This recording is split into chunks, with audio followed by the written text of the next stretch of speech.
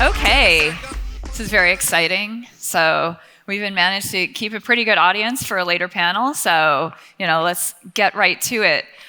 So rebuilding or building Web3, reinventing the internet.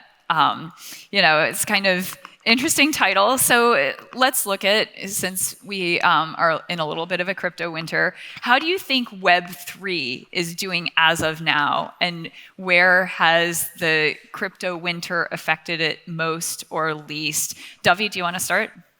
Yeah, so personally...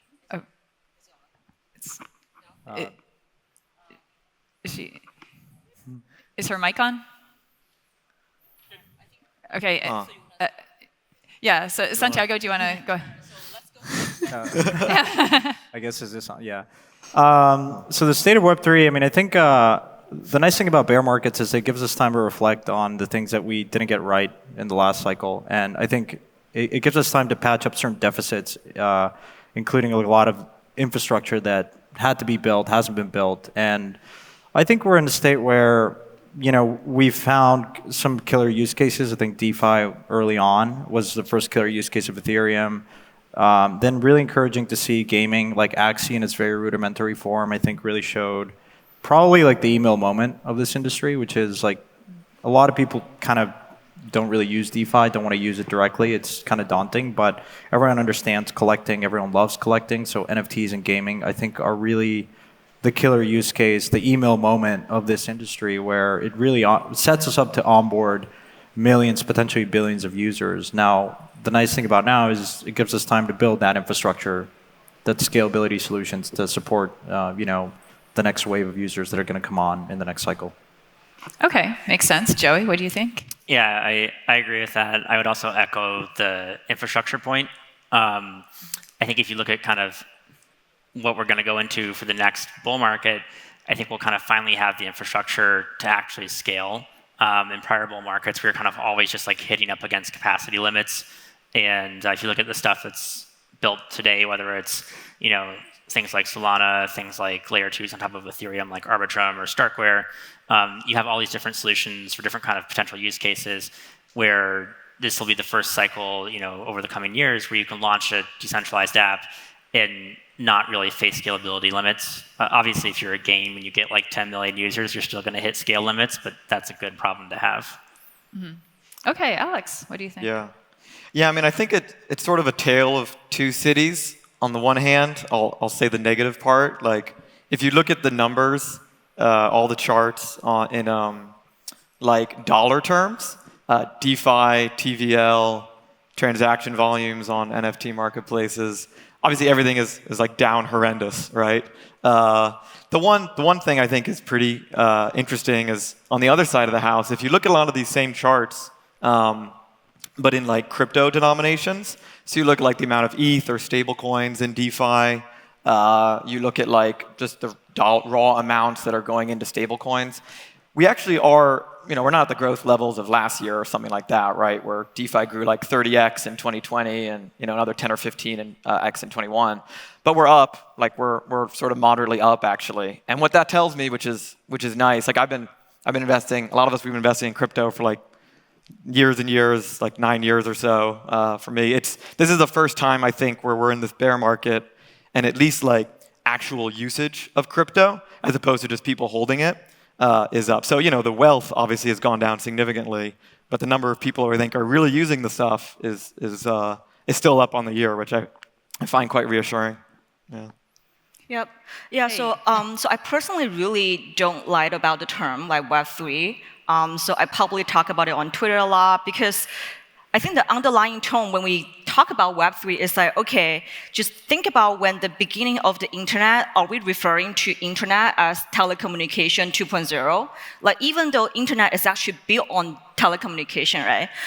So like that's why when like people use this terminology Web3, so I really don't have no idea like what they're talking about, to be honest, because for me, like the native crypto institution, organization, application is like a technological enabled social movement, other than just DAU, like time span, and like all this like very, like just like very cold metrics, right? And then so if we really look at the metrics, so I would like to consider our industry like definitely exponential growth like over past cycles. So this is my third cycle, right? And I remember like the first token 2049, so I was there, was back in 2018. We have about like 1,000 registration, and like this year, Alex were saying there's like almost like 8,000, and then just like thinking about all this like peripheral and just like the outer circle, and it must be more than like so it must be more than 10K, and it's just in Singapore, these like tiny dots, right? And yeah, so like first of all, just like to answer the question, and I think I really don't like the term of like Web3 because like we have to embrace what is the native term of like building the actual institution and like application. So only in that way we are not going to compare ourselves with anything internet scale, and because when I talk with founders, and they will be very frustrated because like they have been building things that's pretty usable and like practical, but like cannot compare with anything that's like internet scale. So what I have been telling my portfolio founders is, just like the early stage of internet or like early stage of any just like technological upheaval, basically it's like a total revolution thing, and you have to first build things that only 100 or even just handful of people love, right? And then just let them play and let them really enjoy and let them become the core seed of the community, and then so they will become your sales force. And then it's a whole community-driven thing. And we are all in for the future of like self-sovereignty, and self-sovereignty is like Web3 is not self-sovereignty, right? So like Web3 is like, so I think we all watched the movie The Matrix. I think like Web3 is like Agent Smith, but like the actual crypto native thing is the Neo. Like even though Agent Smith like looks like a real human, but is just like a stream of like digital bits, right? So it is not real human. So it's like, yeah. So like that's my point. Okay. Thank you. So let's get into what's the environment like for VC funds kind of in the Web3 crypto arena right now? Are they still out there taking shelter? What are you seeing, Dovey? Because for primitive ventures, we are not a VC fund per se because we don't have external money, we don't have LP, it's just a team's money. And it's a completely prop shop, so we can do whatever we want. So from our perspective, I think we're actually more active than the first half of 2022, because so I consider a lot of this founder. They're not founders, but they're just tourist, opportunistic players. So when the weather's good, so they just come over and they just hype in and bandwagon. So I think we have seen a lot of them in late last year and early this year. And because now we are pretty much 12 months into the bear market, and then we have washed out all these degens, and then the king of degens used to be here in Singapore, right? And so those very adversary force and I consider net negative to the space has been washed out, and then also a lot of these opportunistic players. So who are remaining are very committed ones. So that's why we spend a lot of time helping them, talking with them, and then just helping them to navigate through. Yeah. Okay, Alex, what are you seeing? Yeah, no, I totally agree with a lot of the sort of tourists, and including traditional VC firms and hedge funds and stuff. They're all the topping signals to me. Yeah, well, and the degens that you mentioned, yeah, they were top signals. I mean, the other thing that is true is so the crypto native funds have also scaled back, and the reason is just because of we have to fundraise as well. And what's interesting though is for us and Pantera, we have outside institutional capital, and most of our investors are, they have billions or hundreds of billions of dollars under management. And most of them actually, they have internally some sense that they want to own 1 or 2% of their assets in crypto. And they're of course, almost nobody is anywhere close to that. The problem is these institutions are have been absolutely wrecked by the decline in venture, late stage venture and tech stocks. So, you're in Zoom stock because you backed Sequoia and you have Zoom or Snowflake or PayPal or whatever, and you're down 70-80% on the year. Yeah. And so you just have way less money to deploy into anything. and the sort of next, the frontier stuff like crypto takes a back seat. So even for funds like the big VCs in the space, it's just the amount of money coming in is smaller, and that's I think why we're seeing valuations are going down, and it's just the raw dollar amounts are going down across the board. Okay, Joey, do you have anything to add to? Yeah, I think that's totally true. Your point about tech stocks is actually really interesting because in the prior crypto cycle, crypto went down way more than tech stocks did. Yeah. There was kind of this little mini series of rate hikes the Fed did in late 2018, and crypto went down a huge amount. And this time, crypto's still down a good amount, but it's actually not really down more than the comparative tech stocks you would use at the equivalent stage of their lifespan of a company, which is really interesting. It's the first time I've seen that in the crypto markets. And then I would say from the VC deployment standpoint, what we're doing anyways is, earlier in the year, we kind of went through our portfolio and kind of re-upped and tried to kind of preempt rounds in a lot of the companies we're very excited about. And then, where I see the market right now, I think there's still a good amount of value in seed and Series A's. But as you go later stage, I would say the valuations still haven't quite caught up to what actually makes sense. Even they haven't even fallen even half as much as the equivalent public market companies. And I think a lot of it's just that there's still a lot of that late stage capital, even though again, late stage VCs have pulled back, there's still just far more of them chasing a small number of deals. So we've definitely pulled back a lot on anything after Series A, but we're still definitely doing seed and Series A as I'm sure you guys are, when you come across really exciting founders. Interesting. Okay, Santiago? Yeah, from my perspective, I think we have to understand that a lot of the larger institutional pools of capital take a long time to understand this asset class. They've been doing the homework for the last 5, 6, 7 years. And certainly I agree with the point. When their traditional portfolio's gone crushed on the tech side of things, they do look at this asset class increasingly as just tech and the next frontier of tech. And you start to see that towards the end of the last cycle. You saw the Tigers of the world that historically have been very much investing in tech venture into crypto. And I think you can look at the private markets. There've been massive fundraisers of the A16Cs of the world, variants. I mean, there's just a lot of capital in the private markets, and those really good really good teams, funds-wise, are still raising larger and larger funds, and that capital much different than last cycle, which was a lot of ETH ICO kind of money that kind of evaporated. Now you have more longer-term pools of liquidity that are looking to capture this asset class over the next 10 years, and I think they understand that, and they're willing to be more patient. And so, from my perspective, a lot of larger institutional capital pools of capital are looking to deploy into this asset class. The biggest holdup now is regulatory clarity, which I'm hopeful we'll probably get over the next 12 months, and that's probably the number one reason why larger allocators are still on the sidelines. Okay, and where do you all see valuations of companies as kind of elevated or depressed at this point, Santiago? It was a great question, because in that you have to assume that we have some sort of reasonable framework to value these things, which is a big assumption. I think we're still, it took traditional markets 80 years, since Benjamin Graham, to understand what a P/E ratio is and EV to EBITDA multiples and all this stuff. I think some of these metrics are applicable to certain cash flowing businesses in Web3, but it will take time for the market to kind of understand how to value these networks. And so for now, is Ethereum worth what it is, 300 billion or so?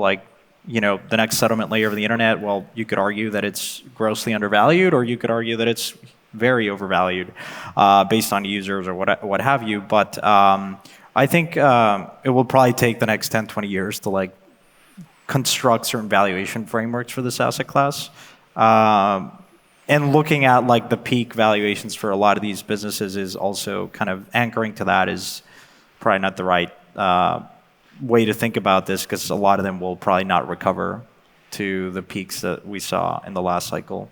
Where I tend to look at mostly is utility, and I think that's very distinct than prior cycles. I was talking to Joey, we've seen 4 cycles in crypto now, which is crazy. But I think now we're starting to see more traction Like you walk around, right, and you see people in this shopping center or whatever. Probably most of them have heard about crypto, but like less than probably 1%, less than 5% have actually used it. That number is growing. And as long as that number continues to grow, I can't think of a network that has gotten meaningful traction and not accrued a ton of value. And so that's kind of that's probably the main KPI that I'm looking at. Okay. Joey, what do you think? Yeah, I mean, I think like, even if there's no like way to kind of objectively value, like say what ETH is worth, I do think you can kind of, like one statement that I believe is that if you look at, ETH back in 2017, 2018, depending on how you count it, I would say it's at least 1,000x less, usage. Like DeFi barely even existed then. All that really existed was basically MakerDAO and a handful of other projects. Today, there's a lot of real-world usage, but prices are still pretty similar to the late 2017, early 2018 prices. And then you can kind of debate whether like ETH is overvalued or not. But I do think, like, at least from my vantage point, I kind of look at that, and we're very net buyers of ETH at current prices.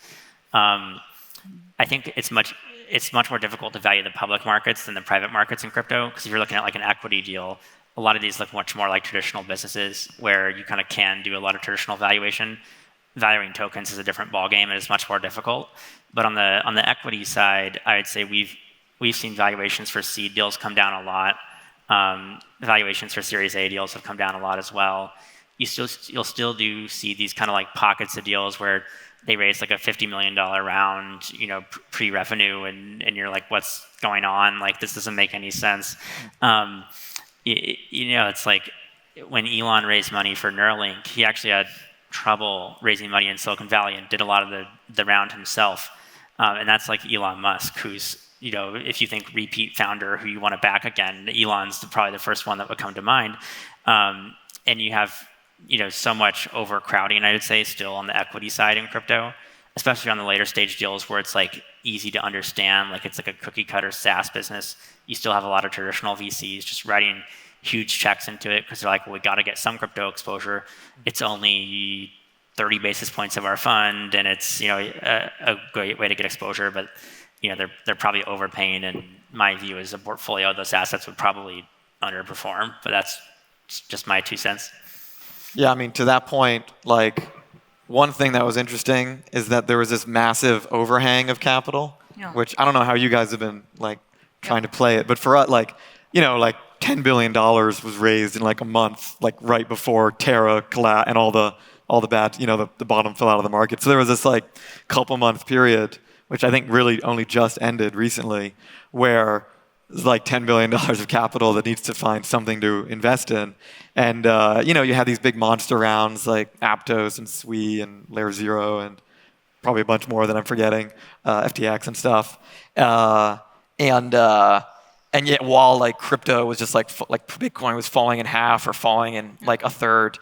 So we basically we kind of took the early spring, summer off. Like we're building a lot of internal tooling and we're doing research and stuff. And but in the last month or two, like our firm has aggressively increased our investment pace because it's sort of finally falling out. I also think, by the way, the fact that you said you guys are a net buyer of ETH, like I have a suspicion that one of the reasons why ETH sort of has surged so much in the last few months is because there's like a lot of capital that raised recently and would like to buy some ETH with it. We VCs tend to be a little bit more bullish on ETH than Bitcoin. So there's like a lot of weird like upshots of this sort of mass amount of capital that came in like 9 months ago, basically. Yeah. Mm-hmm. Yeah, I think in order to answer the valuation question, and we have to think about like what push up or down the valuation, right? So it's always about supply and demand. So a few data that we all know. First of all, VC and PE dry powder all-time high, just historically wise. And like the second thing, and I want to share a few interesting just like observation or like learning here in Asia. And I think like that's definitely different than what's happening right now in like US and like the rest of the world. Like say for instance here in Singapore, like the founding father like Lee Kuan Yew, like so they have a family office like Wangpo, and two of my really good buddy, and so they are going to lead the crypto venture arm of Wangpo. So I think that's a very bullish side. Like, even though gonna be very small at the very beginning, like 100 million, whatever, like not gonna be adjacent part of the world, but it's a very good signal. So it's a very good signal for the whole Asian or like East Asian or like Southeast Asian entrepreneur that this is like. So this is like a gesture, right? So like that's one thing. And then like the other thing is also Sequoia China. Like Sequoia China raised a independent fund of like $9 billion. And then $1 billion out of the $9 billion gonna be dedicated in early stage startups. And like given the current China regulatory, like political, just like political landscape, because there's a lot of like uncertain non-market forces, right? So that will naturally drive away VC investment, like especially like Sequoia China, and then so who used to be double down in like China all the time, but like now they're also expanding quite a bit, and then so expanding in domain, it's so like expanding in like territory, just like and just like. I think, so I'm very bullish for the East Asian founders and like Southeast Asian founders here because they have less of this regulatory baggage than like US founders. And also from like capital-wise, like they have very, so they have a very frontier capital from just like from all the backgrounds, right? So they have from like all these very experienced like family offices and who are willing to experiment with this very new sector, like as well as like very professional VC investors like Sequoia China and like many other local Chinese VC, because like the growth outlook of the mainland China is not as So it's not as good as what it had before for like 30 years, right? Because China has like close to double-digit GDP growth for like almost 30 years, which means living standard double every 7 to 5 years, and then which is a miracle, and then which will eventually hit the plateau. And then all this money needs to figure out the outlet. So I think if we think about the supply and demand, and then okay, back to the valuation question. I think the money remaining in the space are smarter money. So just comparing with the peak. So I think smarter money, they are definitely more valuation sensitive, and also they have like more negotiation power when it comes to talking with the founder right now because of the capital market climate. So I think valuation definitely on average went down quite a bit, especially for earlier stage. But there's definitely outliers, and so if it's super strong team, super experienced founder, and like good narrative, like whatever, so like people are still pouring money in. But I think as an investor, especially we are managing our own money, the best risk management is always about the cost management. So we never aping overvaluation like startups or like projects out there, because I think if you cannot manage your cost well, like there's no point in like talking about risk management. Okay, thank you. So now we have 4 very smart people who know the space really well here. So let's ask. That's a big assumption, but yeah. Okay, so what's a project in Web3 or whatever you want to call it that has you really excited? A project or a technology? Dovey? Yeah, so I will probably go for a sector. Like the sector is not about like a technological so it's not about like a tech sector or like an application sector. I'm very bullish about anonymous developers and like founders. So I've been talking this for the last 2-3 years, and I think I'm the very few one. And also I'm now in US, so like I have the gut to actually speak this out loud. Because I think at the end of the day, so if we think about our current sovereign power, right, just like nation state, and we are currently in like a macro cycle that the rise of populism, like nationalism, and then like the rise of like strong-handed leaders, and so the sovereign power will definitely goes after just like the techno power, right? Like the techno power can come from crypto or like non-crypto. So like that's how we have seen the Zuckerberg's hearing from the Congress and like all that. And then so we have like the Chinese government going after Alibaba, Tencent, Didi, whatsoever. So I think we are definitely in this cycle that the traditional way of like doing business, like basically you have to leverage your social capital, pedigree, and then to do fundraise, et cetera, I think we'll eventually face this just like sovereign power squeeze. So if you become big, and you will eventually become quasi-state-owned company, so in any way. So I think the only way to fight that is not fight. So it's basically not fight in front of it. It's basically become a ghost. So whenever they try to punch you, they're like punching you in the air, right? So like that's why I think anonymity is not so it's basically like a fundamental rights. So it's a fundamental rights like to build things and then to make discovery. And then so like me and like a few of my Bitcoiner friends, and so we were like, we are actually planning. When Bitcoin hits like $1 million per Bitcoin, we are going to have this Nakamoto prize. So tribute to the Nobel Prize. And then only for the founder or scientist who can make anonymous discovery and then make it open source.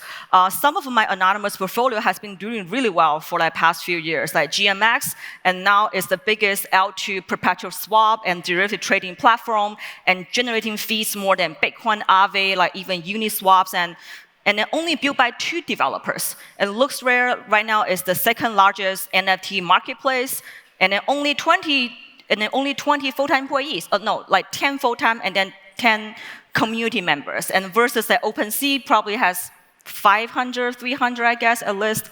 Yeah, so I think if you can play this anonymous game really well, and then so you will know how to get rid of all this like friction in that parallel and deteriorating universe. Yeah, so like that's something I'm super bullish about. Okay. Yeah, stay hardcore now. Nice. Alex.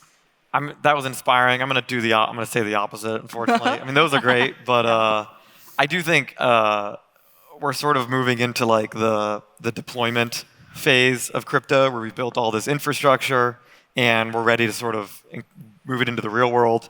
So I do a bunch of DeFi. I've been investing in it for like, way before there was a name for it. And a big category there that I like is like the sort of bringing real world assets on chain in various ways. So I like a lot of these like sort of credit creation protocols, like Goldfinch Finance or Maple Finance or TrueFi. We've invested in all of them. That are basically these like platforms where you can put money into like emerging market lending, like SMBs, crypto lending, things like that. And that's cool because like the market size for today, everything in crypto lending is basically over collateral, like Compound and Aave and Maker. It's all over collateralized. The market size of over collateralized loans is like pawn shops or something. It's like way smaller than the market size for like all like under collateralized loans. So that's great. Like if that works, we 100x the size of like the crypto DeFi lending markets. Unfortunately, you can't really do that. Yep. In a so totally it's like a trade-off for like way. capital efficiency, right? It's like the trust efficiency versus like the capital efficiency. Yeah. You gotta be open. We are that. also investor in some of those, like X Margin and like few others. Yeah. Okay. Thank you. Joey. I would say maybe 2 categories. I think decentralized perps are really interesting. GMX is a really interesting protocol in that space. And I think there'll be more. So that's a space that I'm super interested. Another one would be decentralized insurance. So we're investors in like Risk Harbor. And I just think from an institutional capital like allocator perspective, if you're deploying very large sums of money into stuff in the DeFi space, and you can buy insurance on it, if you're trading anything that's not prop money, like you probably want to buy insurance. And so I think long term that's going to be an interesting market. And theoretically, you can also insure stuff that's not even on chain, long term. So I think that's an interesting area that we're super bullish on. Okay.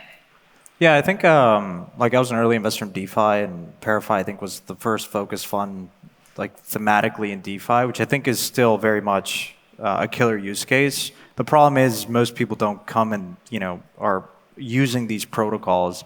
And so that really turned me on to what I'm most excited about now that I'm just managing my own capital, which is gaming.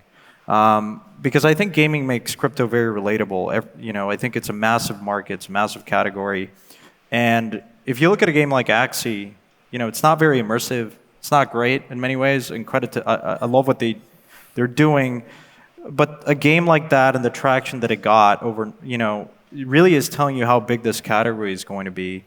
And I think that, similar to how Tencent has built a massive business as becoming like the everything app, in China at least.